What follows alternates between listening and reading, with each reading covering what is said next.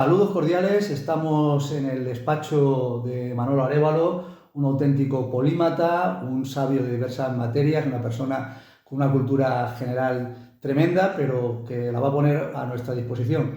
Manolo, muchas gracias por invitarnos aquí a tu despacho. Gracias a vosotros por venir. Pues seguro que disfrutamos mucho de este ratito.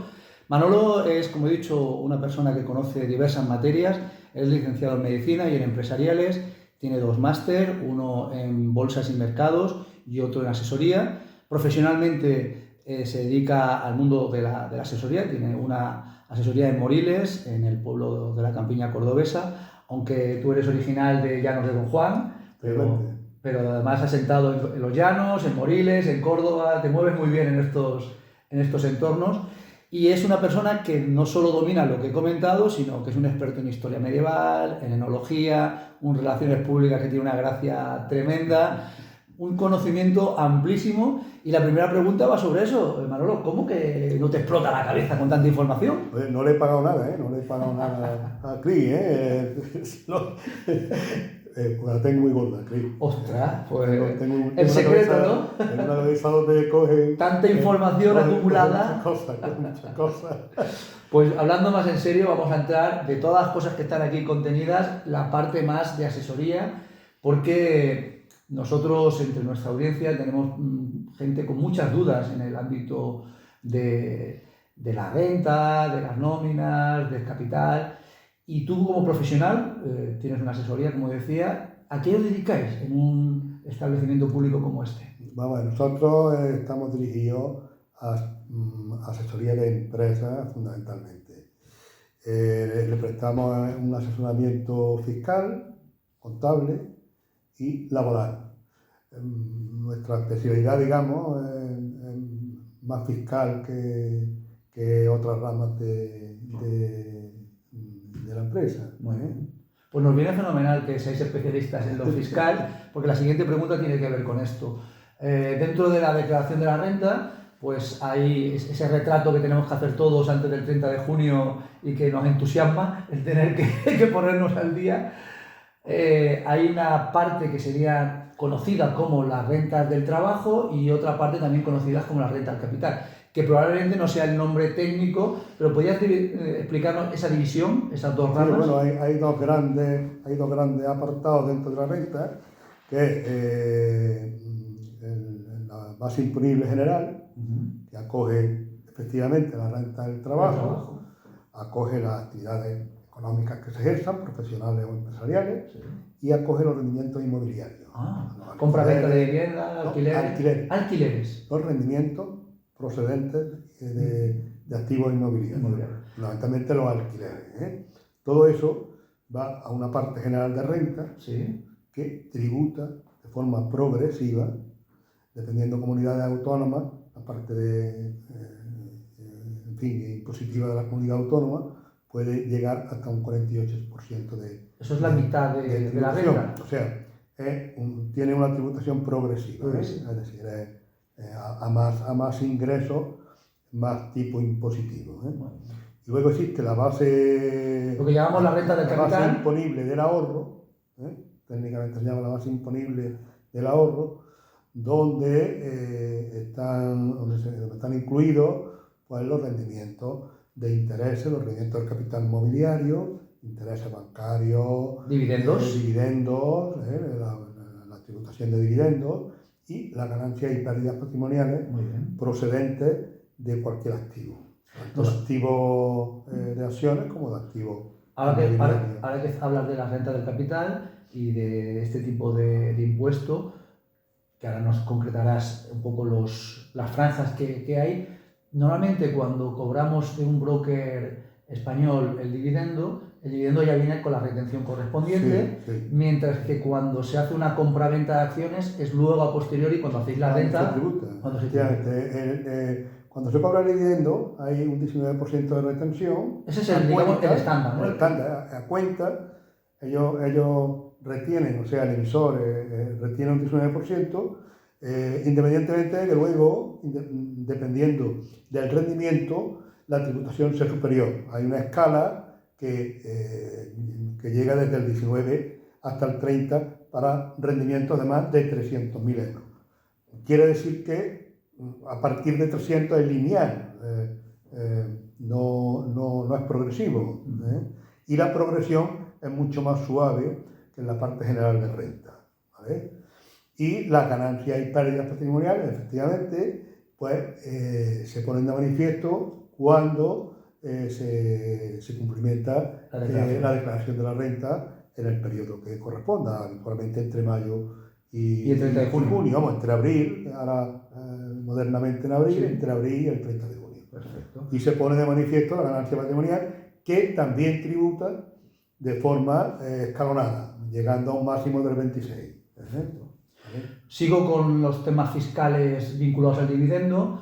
Los que somos residentes en el Reino de España, pues tenemos una retención aquí en destino, como residentes, de ese 19% que tú comentabas, de esa escala.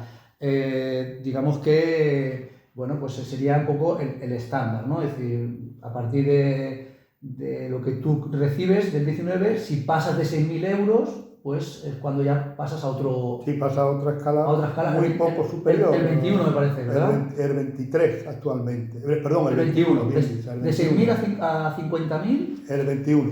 De 50.000 a 200.000 el 23. Sí. De 200.000 a 300.000 el 27. Y superior a 300.000 el 30%. Perfecto. Seguimos, hemos hablado de las rentas, de lo que sea el impuesto de destino, pero vamos a hablar del impuesto en origen. Muchos de los que estamos siguiendo este canal tenemos acciones de países extranjeros. Hay países extranjeros como el Reino Unido, como Singapur, como Bermudas, Brasil, que no tienen retención en origen, pero la mayoría, Estados Unidos, Países Bajos, resto de Europa, pues la hacienda de ese país, la hacienda estadounidense, la hacienda francesa, la hacienda italiana, te cobra, te descuenta, te hace una retención en origen. ¿Hay algún tipo, digamos, de beneficio fiscal? Sí, vamos, en la mayoría de los países con los cuales nos relacionamos tenemos suscrito convenios de doble imposición, con lo cual cuando tributamos, como ya sea tributado, digamos, en el país de origen, sí, cuando hacemos nuestra renta, tenemos derecho a una deducción por doble imposición del 15% de los rendimientos. Eso lo podemos recuperar. Eso lo podemos deducir en nuestra renta. O sea, lo podemos recuperar, no lo podemos restar. Muy bien. Del importe que nos arroja nuestra declaración en España. Con lo cual, si tú inviertes, como decía, pues en Estados Unidos y te retienes ese 15, digamos, no lo pierdes. No, el 15 lo recuperas en la declaración de renta española por el convenio de doble imposición que tenemos suscrito por los Estados Unidos. Perfecto. Pues vamos a hablar de más beneficios fiscales, que aunque a todos nos cuesta hacer la declaración, pero hay que tener muy presente todas estas cositas para luego que tengamos que pagar lo menos posible. Háblanos de la conocida como regla de los 2 meses. Cuéntanos qué es eso. Bueno, la regla de los 2 meses consiste en que hay una ventana de 2 meses para cuando se producen ganancias patrimoniales por la venta de un activo financiero.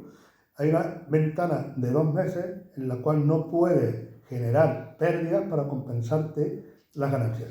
Dicho de antemano sea que las pérdidas patrimoniales que obtengas las puedes compensar con las ganancias patrimoniales obtenidas. Podemos poner un ejemplo para que lo puedan entender. Si compramos unas acciones de Repsol, las compramos a 10, para poner números redondos, y resulta que tienes necesidad de vender y las vendes a 5 porque la acción ha bajado. Esos 5 de diferencia te los puedes compensar, ¿verdad?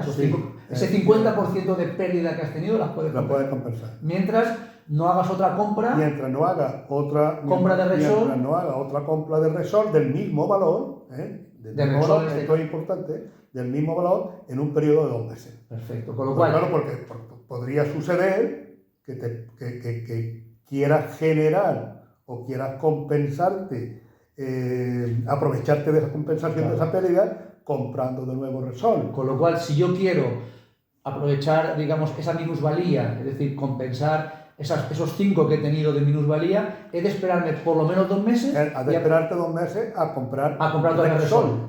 Perfecto. Puedo comprar otra empresa. O comprar otro valor. Otro valor, pero en este caso concreto, he de esperar 2 meses. 2 meses para comprar de nuevo ese valor. Exactamente. Sin embargo, si yo las compro a 10 y las vendo a 12, puedo comprar... Puedes comprar las que quieras. Las que quieras porque tengo unas plusvalías. Hacienda tiene la virtud de mientras le paguen no protesta. Nunca protesta, ¿verdad? Nunca protesta, Nunca protesta. Tú sabes perfectamente, Manolo, que este es un canal de inversiones. Nos has aclarado muchísimas dudas, pero vamos a hablar un poquito más de ti. A ti te gusta el mundo de la inversión, ya he comentado antes, tienes un máster en bolsa y mercados, y sin embargo, no te acaba de convencer para ti, a nivel personal, la inversión en bolsa, sino que prefieres invertir en inmobiliario. Explícanos por qué. Bueno, vamos, hombre, la bolsa es uno de los mercados financieros más atractivos y a largo plazo el más rentable en periodo, en tabla histórica, el más rentable que... Permíteme, porque lo quiero repetir, porque estoy totalmente de acuerdo contigo. A largo plazo, la bolsa es lo más rentable. Lo más rentable. En tabla histórica, lo más rentable es la inversión más rentable. En fin, ha de reunir las características... Me alegra que hayas dicho esa frase porque es que así lo creo y así lo demuestra la estadística. Lo demuestra la estadística a lo largo del tiempo. Bien, es verdad que hay que cumplir los requisitos básicos del buen inversor, de no invertir lo que te hace falta y de hacerlo con mira a largo plazo, claro, y en valores que tengan buenos dividendos. El por qué no invertir en bolsa. La bolsa primero requiere, si lo quieres hacer tú la inversión, requiere un conocimiento. ¿Qué es lo que aconsejamos desde aquí? Que la gente se forme y lo haga por sí mismo. Un conocimiento que desgraciadamente no existe esa cultura financiera de la cual adolecemos muchísimo en este país, ¿no? En fin, la bolsa también se concibe como un juego. La bolsa no es un juego. La bolsa no es un juego. ¿Y a jugarme a la bolsa? No. Se juega a la lotería. No. Y sobre todo, y es muy importante que quede claro, a diferencia de lo que algunos dicen, la bolsa no es un juego de suma cero. Eso, porque hay un reparto de beneficios, las empresas tienen beneficios y esos dividendos llegan de los beneficios de las empresas. No es si tú ganas yo pierdo, sino que puedes ganar tú y yo también gano. Claro. Pero tú el inmobiliario lo conoces más, ¿no? Es que el sector inmobiliario tradicionalmente es más conocido por todos. O sea, todos sabemos lo que es un piso, un solar, una finca rústica. Es un mercado que conoce, sabes más los valores. Hombre, es más palpable, vamos. No es que la bolsa no sea palpable, porque la bolsa representa valores de empresas. Pues, sí, pero si quieres comprar un piso, puedes ir al piso a verlo y comprobar cómo es. ¿No? Sí. Por otra parte, la inversión en bolsa pues requiere tiempo. Sí. Si tú quieres dedicarte tú a eso sin ponerla en manos de terceros, llámese fondos, llámese sociedades de inversión y demás, si lo que quieres es dedicarte tú, pues necesitas tiempo y conocimiento. Sin embargo, el sector inmobiliario requiere menos tiempo y menos conocimiento. Las cantidades, las fluctuaciones del mercado inmobiliario son más conocidas. Están inmersos dentro de periodos de subidas, bajadas, que es más perceptible, es más conocido por parte de un inversor primario, Nobel, ¿no? Y por otra parte, las cantidades que se mueven son superiores, con lo cual los beneficios también pueden ser superiores. Sí. Y requiere menos tiempo, le tienes que dedicar menos tiempo. No es que sea malo una cosa ni otra. Ha quedado claro además que son complementarios. Efectivamente, son complementarios. Tú puedes tener inversiones inmobiliarias, inversiones en bolsa y tú además tienes conocimiento en ambos. Y hablando de tu conocimiento, vamos a aprovecharnos de ese conocimiento polímata, variado, para preguntarte por 5 personajes históricos y que la audiencia los conozca un poquito más gracias a tu sabiduría. Empiezo por el Cid Campeador. Bueno, el Cid fue una figura mítica, más mítica que real. En realidad fue un militar al servicio de Sancho II. ¿Un mercenario? Fue un mercenario. Cuando Sancho II murió en una batalla, en un cerco, él le hizo jurar a Alfonso VI en Santa... La jura de Santa Gadea. De Santa Gadea de Burgos, que no había tenido nada que ver en la muerte de su hermano y tal, y se puso al servicio de Alfonso III. Fue desterrado varias veces por Alfonso VI, perdón. ¿Por qué tiene una estatua en Valencia tan enorme? Hombre, él tuvo una gran afinidad con Valencia. Con Valencia. De hecho, murió en Valencia, Sí. murió en una batalla en Valencia, y fue prácticamente un virrey de Valencia. ¿Y eso que dicen que ganó una batalla después de muerto es real o Eso legendario? Esos míticos, son legendarios. No hay, históricamente, no hay acreditado que ganara la batalla después de muerto. Es una figura en sí mítica. Muy bien, pues hemos hablado de una figura burgalesa, valenciana, al servicio del mejor postor. Vamos a hablar de alguien desconocido en Andalucía, pero que debería ser el gran héroe de Andalucía, que era Fernando III el Santo, San Fernando III, su festividad el 30 de mayo.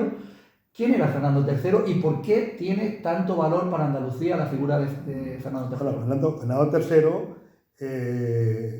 entre otras cualidades importantes, fue el que unificó definitivamente Castilla y León. Unió los dos reinos. Unió los dos reinos de Castilla y León. Él era heredero de su hermana Berenguera, por parte de Castilla, y compró, digamos, adquirió a sus dos hermanastras el reino de León, con un acuerdo con la madre de ambas, y unificó los reinos. Por otra parte, aquí en Andalucía, por otra parte es que hizo una labor de reconquista importantísima. De forma que podría perfectamente haber culminado él toda la reconquista española, aunque luego ya culminaron a posteriori los reyes católicos, pero perfectamente estaba en disposición de haberla culminado él porque le quedó el reducto del reino de Granada prácticamente por reconquistar. ¿He exagerado cuando he dicho que es una figura importantísima para Andalucía? No, totalmente. Reconquistó Córdoba, cristianizó toda la parte del sur de Andalucía, conquistó Sevilla, y prácticamente lo que le quedó fue la parte del reino nazarí de Granada, que podía verlo perfectamente, tenía medios para hacerlo, y en fin, quedó como reducto hasta el 1492, que ya... Pues la siguiente pregunta, los siguientes personajes, los que culminaron el proceso. Háblanos de Isabel y Fernando, de Fernando e Isabel, de los famosos reyes católicos. Claro, los reyes católicos, pues, a la par que este hombre fue el unificador de Castilla y León, Isabel y Fernando, pues prácticamente fueron los creadores del reino actual, de la España actual. Ellos unificaron, reconquistaron, unieron. Isabel era reina de Castilla, Fernando V era rey de León. Fernando V de Castilla y segundo Aragón. Fernando II de Aragón. Ellos unificaron. Ten en cuenta que los reyes españoles... Que eran familia, no eran trastámaras. Eran trastámaras ambos, eran los dos de la dinastía Trastámara. El ordinal de los reyes españoles se rige por Castilla y León. Por tanto, luego hubo un Fernando VI a posteriori. Hubo un Fernando VI, pero porque hubo un Fernando V que era Fernando el Católico. Que fue el católico. Fue Fernando III, que es el que hemos hablado, Fernando III el Santo. Sí. Y un Fernando IV, que precisamente fue el nieto de Fernando III, que está enterrado en Córdoba, en la iglesia de San Hipólito. Tú, como buen cordobés, conoces la historia perfectamente. De Isabel de Castilla me gusta poner en valor siempre que hablo de ella que gracias a su testamento, gracias a las últimas voluntades, cualquier súbdito de la corona, nacido en Indias, nacido en cualquiera de los territorios de la corona, era tratado por igual, a diferencia de otras civilizaciones que hicieron auténticos exterminios. Nosotros, por voluntad de la reina, fueron tratados, nuestros antepasados, todos por igual, como súbditos de la corona. Hombre, ellos fueron los fundadores prácticamente de la España actual, porque unificaron todos los reinos, y luego en el posterior, poco después de morir Isabel la Católica en el 1504, también incorporaron el reino de Navarra a la corona, con lo cual se completó la unificación de la España actual. Pues uno de los grandes espadones, uno de los grandes generales que tenían los reyes católicos, era un paisano tuyo, Era el señor don Gonzalo Fernández de Córdoba, conocido como Gran capitán. Gran Capitán. Bueno, ¿Dónde nació este buen hombre? En Montilla. En Montilla. En Montilla. Y háblanos un poquito de él. Fue un general destacado de Castilla, porque estaba al servicio de Isabel la Católica. En la serie de Isabel, en la serie creada por los hermanos Olivares, parece ser, o dejan entrever, que muy enamorado además de la reina. Bueno, yo creo que el hombre que era un militar, Profesional. Era un profesional, era un gran militar.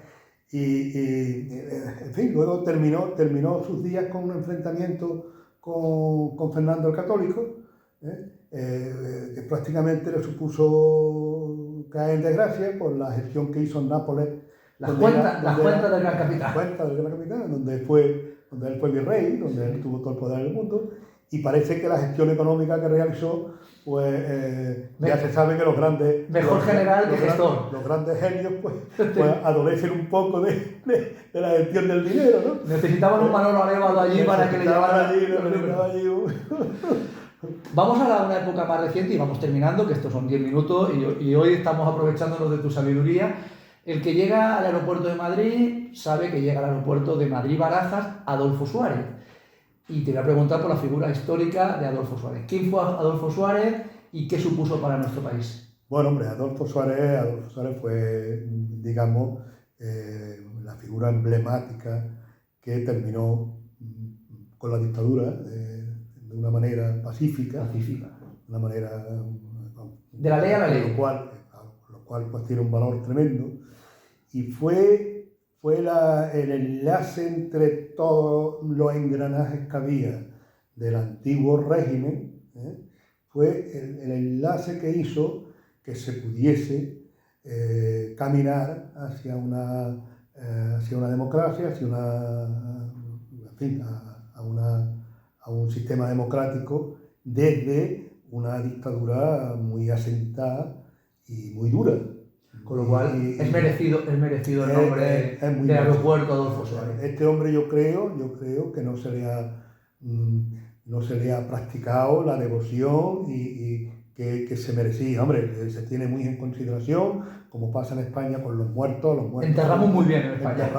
Enterramos divinamente y posteriormente a su muerte se le ha... Pero no sé, quizás no me ha exportado con él en vida con todo el respeto y todo el merecimiento que se le debía a este señor. Pues por eso lo sacamos en esta entrevista, su nombre a... No, sí, es una figura al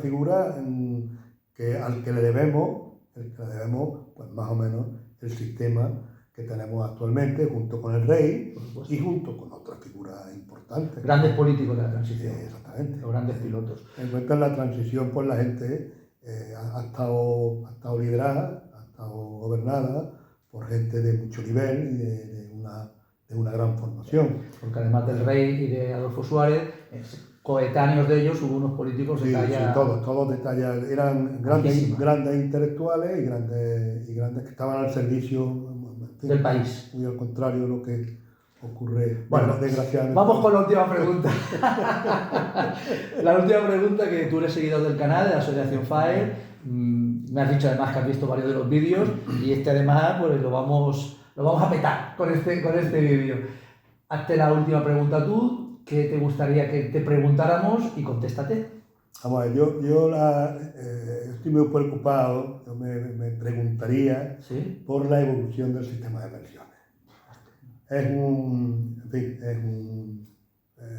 un asunto del que dependemos ahora mismo nosotros, que a corto plazo pues esperamos poder jubilarnos y demás, y fundamentalmente pues el futuro de nuestros hijos, ¿no? Y es que, tal como está planteado actualmente el sistema, esto es insostenible. O sea, no se puede sostener una fuente echando mucha agua y entrándole muy poca. Como digo yo, la pirámide se ha convertido en un botijo. Hay con unas cotizaciones muy escuetas actuales, se está dotando a un sistema donde hay unas pensiones altísimas. Una edad prejubilación, la edad media de jubilación en España es muy baja, hasta no llega a los 60 años. Aunque la legal, perdón, Aunque es la de legal 67. sea de 67, Sí. la real es mucho menor. Hay colectivos que con jubilaciones anticipadas, grandes colectivos, y con pensiones muy altas. Pues es normal que te preocupe, que claro, sea una pregunta que te hiciera, de cuál es el futuro de las pensiones. hay que reinventar el sistema, hay que reinventar el sistema y dotarlo de una estructura distinta, totalmente distinta. Vía de otra fuente de financiación que no sea específicamente el propio sistema de seguridad social, y pensar en otro tipo de jubilaciones y en otro tipo de cantidades a jubilarse. Y probablemente necesitaría, como en la época de la transición, un gran acuerdo de Estado Por supuesto, y que todos los grandes partidos se pusieran de acuerdo. Claro, es que los pactos de Toledo, que empezaron Final de los 90. empezaron bien, han funcionado y demás, con la crispación última que hay de política, pues no funcionan y no se ponen de acuerdo. Los grandes partidos tienen que ponerse en cómo dotar, en cómo financiar el sistema. Pues Manolo, desde luego podríamos tirarnos aquí horas hablando contigo, pero ya sabemos que este canal tiene un tiempo muy limitado y es una de las razones de su éxito. Muchísimas gracias por acogernos y espero que a todos nos haya gustado, tanto como me ha gustado a mí, disfrutar de su presencia. Muchas gracias a vosotros y un saludo a todos los que vean el canal. Muchas gracias.